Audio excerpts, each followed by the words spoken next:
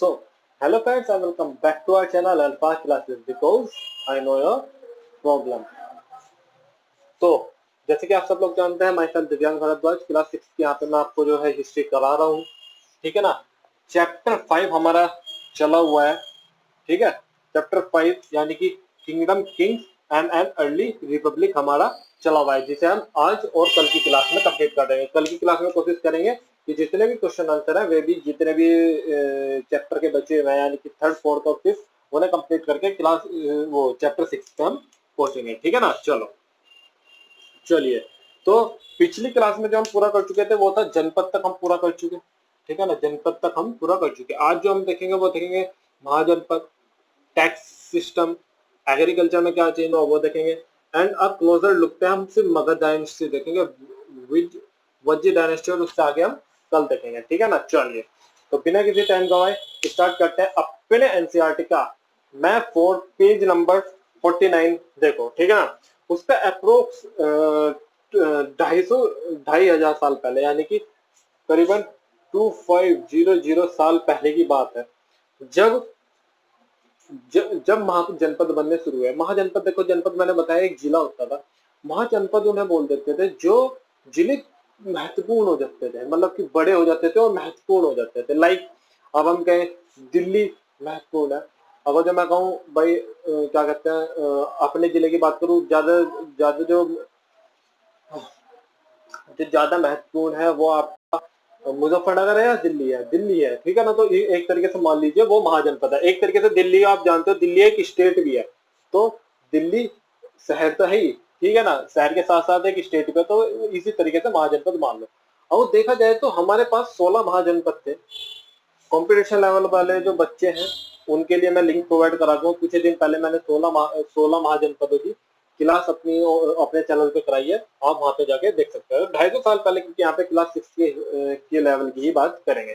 ठीक है ना, तो जो 2,500 साल पहले की बात है यानी कि 2500 साल पहले की बात है।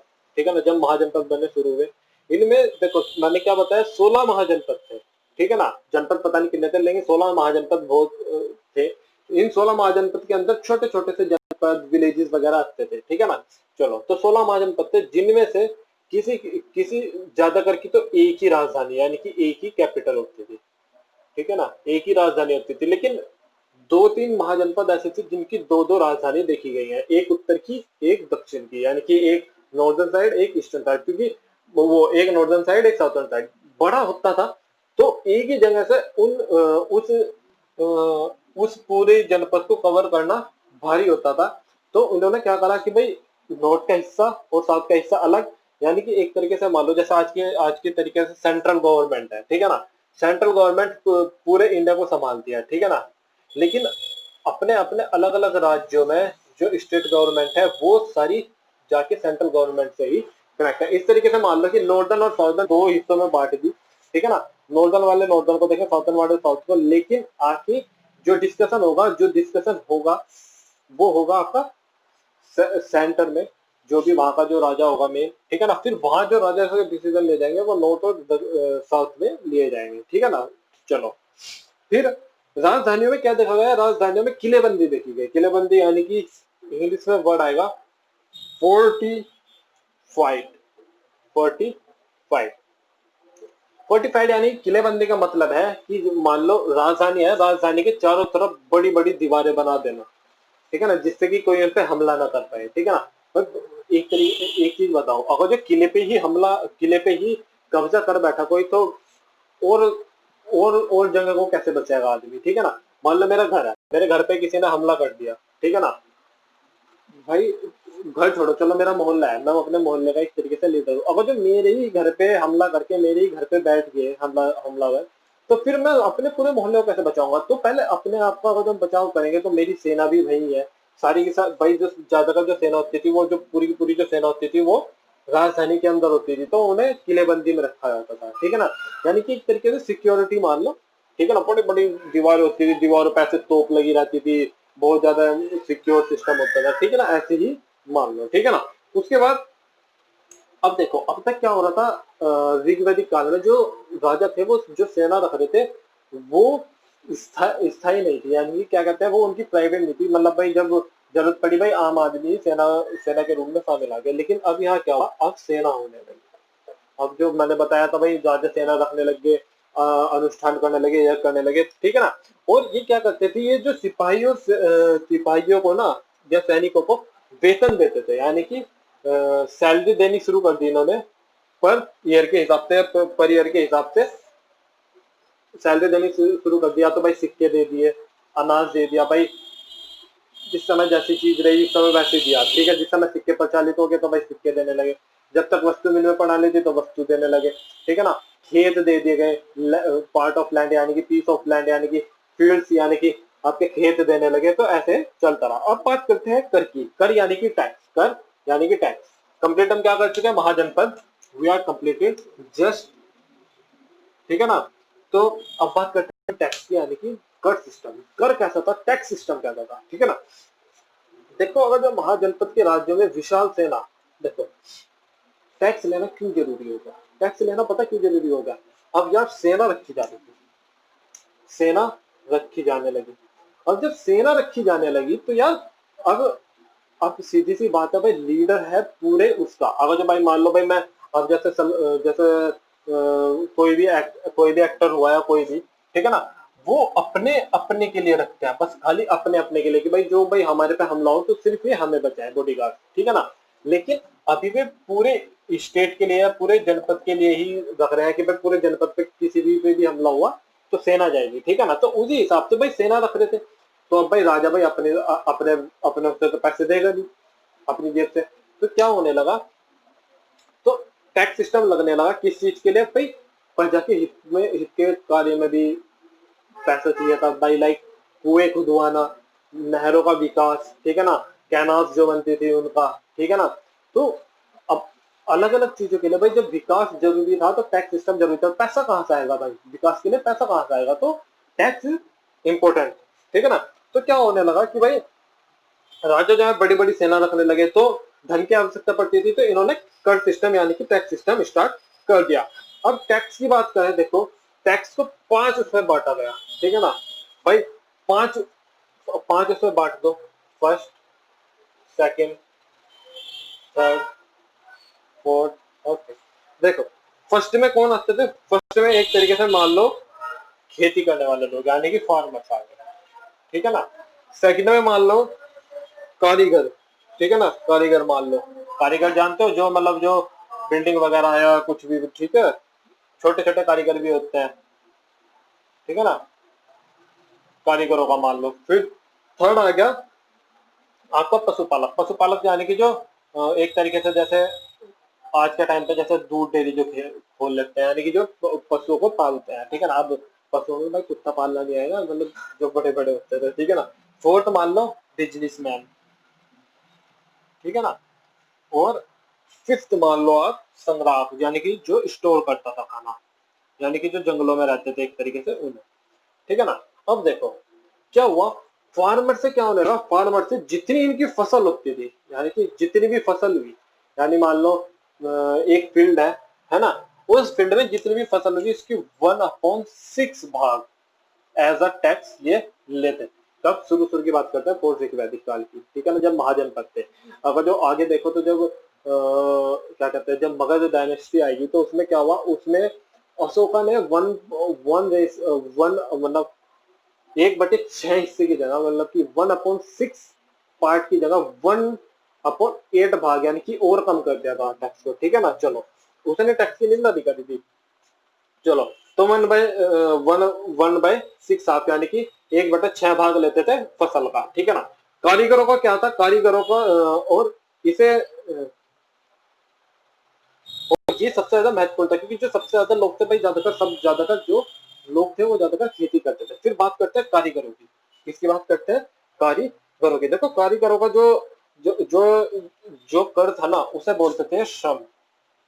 क्या बोलते हैं, श्रम नाम दिया गया था। और इस श्रम के मुताबिक ये था कि कारीगर काम करे, ठीक है, लेकिन महीने में एक दिन ऐसा होगा, पर मंथ एक दिन ऐसा होगा जिस दिन ये किसके लिए, राजा के लिए काम करेगा, राजा के लिए महल में काम करेगा। अब वो चाहे कुछ भी हो, कि भाई राजा ने कह दिया कि ये फूल की भाई फूल बनाना है भाई दीवार पे, तो वो वो करके जाएगा, ठीक है ना। एक दिन उसका राजा के वहां पे। फिर पशुपालक का क्या होता था, पशुपालक जो उत्पादन करते थे, लाइक गाय ने दूध दिया, ठीक है ना, दूध दे दिया मान लो गाय ने, तो वो दूध जो है ना वो राजा के पास, मतलब एक हिस्सा उसका राजा के पास जाता था, ठीक है ना। व्यापारियों का सामान खरीदने पर भी खरीदना भी, यानी कि एक्सपोर्ट भी और इंपोर्ट भी, यानी खरीदने पर भी और बेचने पर भी टैक्स लगता था, ठीक है ना। संग्राहकों को जंगल से प्राप्त वस्तु, लाइक भाई लकड़ी हुई, फल हुए, कुछ भी हुआ, उसका हिस्सा देना पड़ता था, ठीक है ना। देखो फार्मर्स को, कृषक को क्या 1/6 भाग, यानी कि 1/6 भाग अपने फसल का देना पड़ता था। कारीगरों को एक दिन काम करना पड़ता था राजा के यहाँ। पशुपालक जो पशु पालते थे उन्हें जो भी उनका साइड प्रोडक्ट होता था, लाइक दूध वगैरह, उसे राजा को देना होता था उसका कुछ हिस्सा, ठीक है ना। बिजनेसमैन जो होते थे उन्हें चाहे वे खरीदे चाहे बेचे, उन्हें भी टैक्स देना पड़ता है, जैसे आज के टाइम पे है।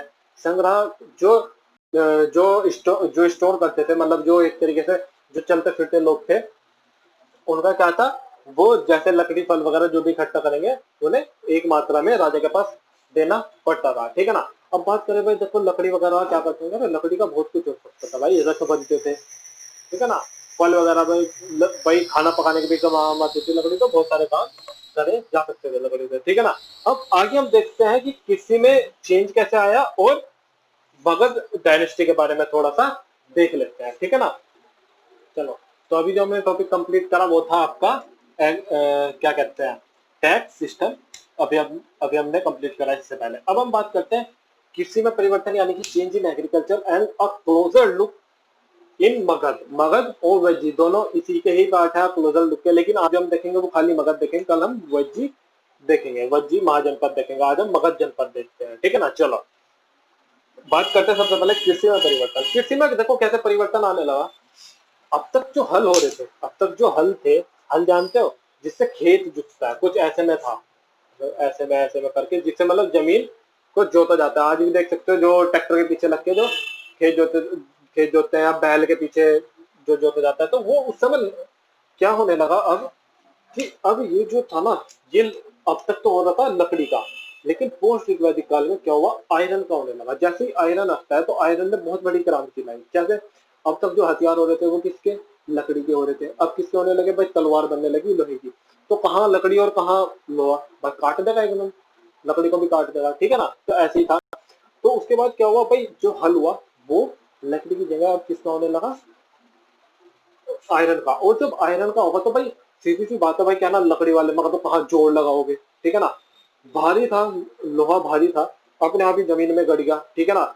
लकड़ी वाले हल से ज्यादा नीचे तक गहराई तक वो करता था, खेत को जोतता था, और खेत को और ज्यादा उपजाऊ बनाता था, क्योंकि और ज्यादा नीचे की जो मिट्टी थी वो करना शुरू कर दिया। तो जब उपजाऊपन बढ़ा मिट्टी का, तो क्या हुआ, लोगों ने धान के पौधे का रोपण शुरू किया, ठीक है ना। रोपण यानी कि रोपण शुरू किया, अर्थात खेतों में बीज छिड़क कर धान उगाने के बजाय धान का पौध तैयार करना और उसका रोपण करना शुरू किया। देखो अब तक क्या हो रहा था, अब तक भाई क्या, भाई डाला खेत में बिची भाई, आप कुछ कर तो सकते नहीं, चलो भाई डाल दो भाई, चलो जो होगा देखा जाएगा, ठीक है ना।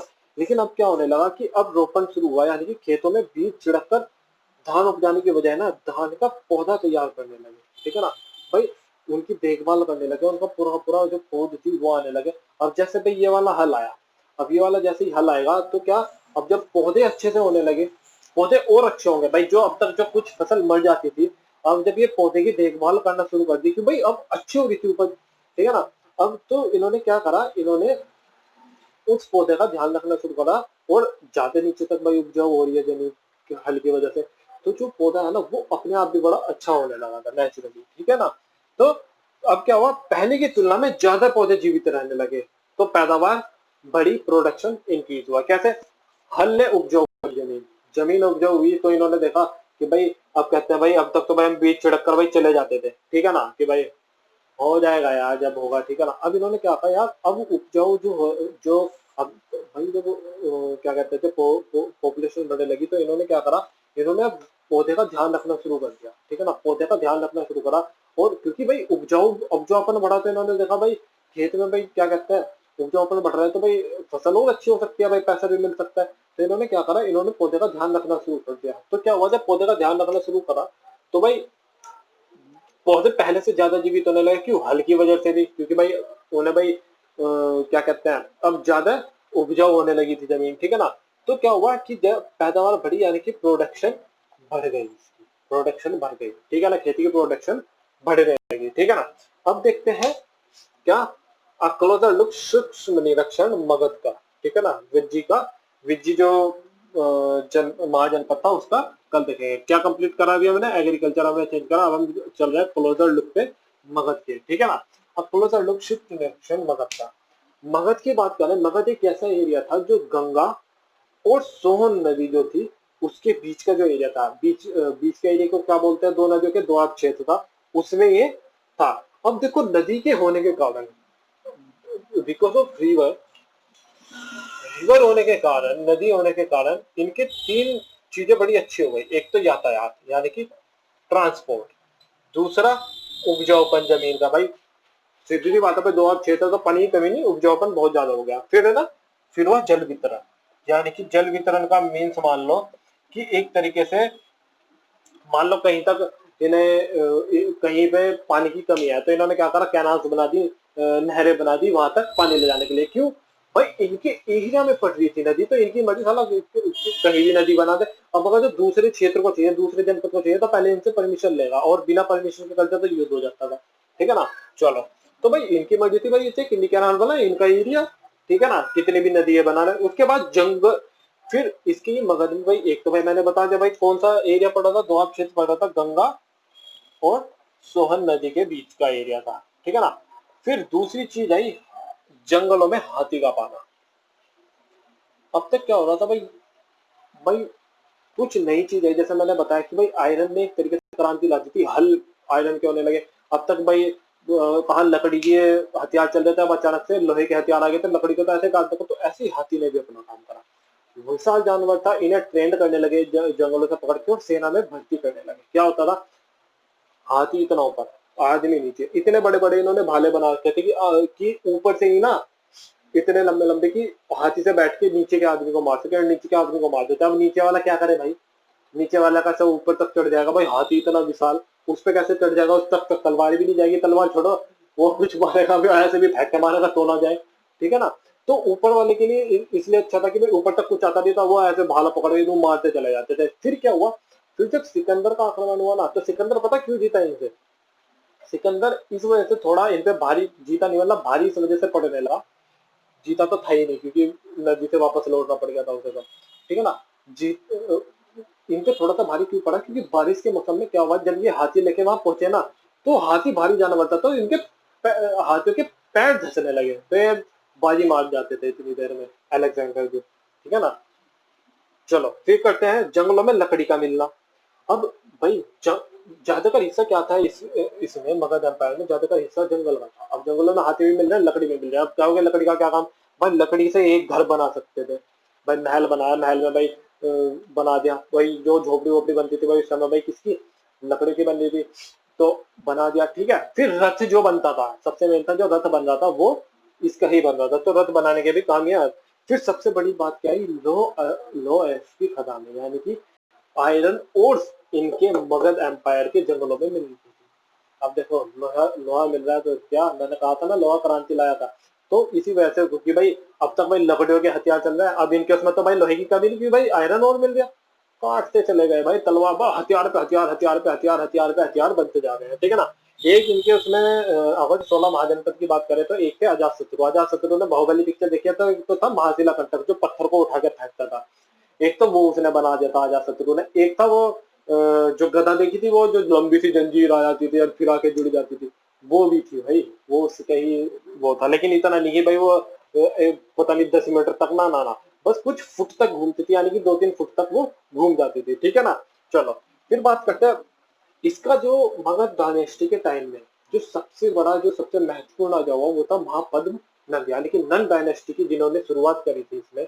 मगध डायनेस्टी में बहुत सारे वंश का वो रहा, राज रहा, बहुत बहुत लोगों ने शासक करा, लेकिन जो सबसे ज्यादा महत्वपूर्ण थे उनमें थे नंदास और मौर्यास, नंदा और मौर्य। नन डायनेस्टी और मौर्य डायनेस्टी की। तो क्या हुआ नन डायनेस्टी और मौर्य डायनेस्टी में, ठीक है ना, तो मौर्य की बात करें तो सबसे ज्यादा इंपोर्टेंट चंद्रगुप्त मौर्य और अशोका, ठीक है ना। लेकिन अगर यहाँ पे बात करें तो महापद्मानंद जो थे, महापद्मानंद महापद्मानंद ने नन डायनेस्टी की शुरुआत करी और इन्हें इस वजह से महत्वपूर्ण, सबसे ज्यादा महत्वपूर्ण था इसलिए माना गया क्योंकि इन्होंने जो उत्तर पश्चिमी भाग भाग तक अपने राज्यों को फैला दिया था। तो जब उत्तर पश्चिमी भाग यानी कि आपका जो हुआ ये नॉर्थ वेस्ट साइड जो था ये इन्होंने पूरा जीत लिया। तो अब जो आगे के शासक हुए थे उन्हें जीतने की जरूरत नहीं पड़ी, क्यों?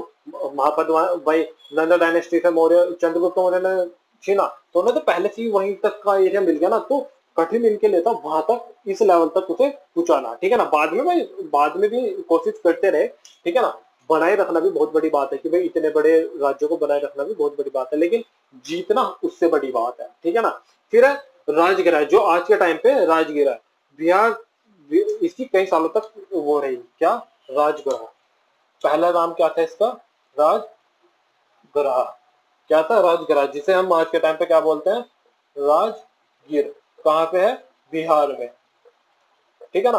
तो ये वो कई सालों तक इसकी मगध डायनेस्टी की क्या रहा, कैपिटल रहा, राजधानी रही। बाद में क्या हो गया, बाद में पाटलिपुत्र हो गई। बाद में पाटलिपुत्र जो कहाँ पे है, जो आज का जो पटना है ना उसे बोलते हैं पटना, बिहार। पटना का नाम तो सभी जानते हैं, कहाँ की बात हो रही है, बिहार, ठीक है ना। तो उसके बाद ये बना, उसके बाद अप्रोक्स 2300 साल पहले की बात है, 2300, 2300 साल पहले की बात है, यानी कि 2300 साल, यानी कि 2300 साल पहले की बात है। सिकंदर का पहली बार आक्रमण हुआ। जो सिकंदर था, मैसेडोनिया का जो राजा था सिकंदर, जो विश्व विजेता था, उसका पहली बार आक्रमण होता है, जो पूरी तरह से सफल न होने पर भी मिस्र, देखो ये पूरी तरीके से सफल नहीं हो पाया, इंडिया में आके इसने घुटने टेक दिए, इसकी सेना ने, इसने नहीं, इसकी सेना ने। लेकिन फिर भी ये आपका जो पश्चिमी एशिया था, यानी कि जो वेस्ट एशिया था, उसे पूरा जीत चुका था। और जो आपका मिस्र था, जो आपका मिस्र था, उसे ये पूरे बहुत अच्छी तरीके से जीत चुका था। भारत के कुछ राज्यों को जीतते हुए जब ये व्यास नदी के पास आया ना, व्यास नदी के पास, कोसी नदी के पास, व्यास नदी के पास, तो व्यास नदी को पार नहीं कर पाया। व्यास नदी को पार करने से पहले क्या हुआ, इसके सिपाहियों ने इसके सिपाही भाई बहुत ज्यादा लेवल पे इसके सिपाही, क्योंकि भाई इतनी दूर से युद्ध जीतता आ रहा था भाई, जो भाई जहां युद्ध जीता भाई उसकी भी सेना अपने उसमें मिलती रही, क्यों भाई कब्जा करता रहा ये, ठीक। आगे आगे आगे आगे आगे चलता रहा चलता रहा चलता रहा, ठीक है। लेकिन इसके बहुत ज्यादा जो सैनिक थे वो मरने लगे, ठीक है ना। तो वो भारत तक पहुंचते पहुंचते बहुत कम बचा, ठीक है ना। तो इसके जो सैनिक थे ना, इसके सैनिकों में एक भय बैठ गया, किसी ने मतलब भय फैला दिया कि भाई जो मगध डायनेस्टी की जो सेना थी वो बहुत विशाल थी भाई, थी। महापद्मानंद पे ये कहता है, महापद्मानंद पे 2 लाख से ज्यादा सैनिक थे, जिनमें 6000 से ज्यादा तो हाथी थे, सोच सकते हो। तो भाई विशाल सेना थी, तो वे भयभीत हो गए, और रथ और हाथियों की बहुत बड़ी सेना थी, मैंने बता दिया, ठीक है ना। रथ भाई जंगल में लकड़ी मिल रही है, रथ आयरन वगैरह सब मिल रहा था, तो क्या हुआ, बहुत बड़ी सेना थी। इसलिए जो अलेक्जेंडर के यानी कि जो सिकंदर के जो सैनिक थे वे डर गए, और इसने वापस जाना, भारत से इसने पलायन कर दिया, यानी कि इसने भारत को ये नहीं जीत पाया, ठीक है ना। चलो, तो आज यहीं तक बात करते हैं, मगध तक। फिर कल बात करते हैं विज्जी वंश की, ठीक है ना, अ क्लोजर लुक ऑन वेज्जी वंश, ठीक है ना। उसके बाद हम देखेंगे इसका जो आपके जो नोट्स वेज्जी वंश में अजात शत्रु की बात करी थी मैंने, उसकी बात करेंगे, ठीक है ना। एक आपकी है ना, तो उसके बारे में बात करेंगे, और एल्स वेयर जहाँ पे यूनान की थोड़ी सी बात करेंगे, जो आपके इसके एनसीईआरटी के लास्ट में देके रखते हैं। और फिर कल ही कोशिश करेंगे तीनों पांचों चैप्टर की क्या करने की, तीनों पांचों जो मतलब जो 3 चैप्टर बचे हैं आपका, थर्ड फोर्थ फिफ्थ, इन्हें क्वेश्चन आंसर कंप्लीट करने की। चलिए आज के लिए इतना ही, अपने घर रहें, सेफ रहें, stay home, stay safe, thank you, have a nice day, have a good day.